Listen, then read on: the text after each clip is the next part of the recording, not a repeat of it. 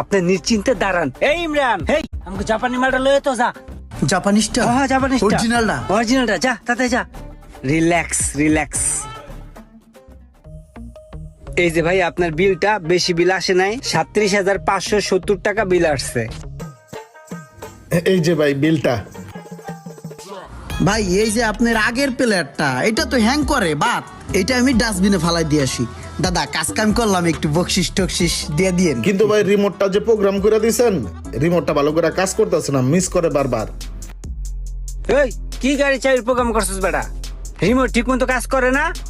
ভাই গাড়ি হইলো অনেক পুরান মডেলের, আর রিমোট তো অরিজিনাল জাপানিজ প্রোগ্রাম ডালছি, বুঝছেন?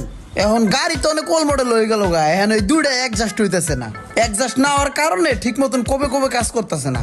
এখন যদি রিলেটা লাগাই দিই তাহলে ভাই কবে কবে কাজ করবো 100%। হ্যাঁ ভাই বুঝছেন, মানে আপনার পুরান মডেল তো, এর লেগে আর কি আপনার ইলেকট্রিক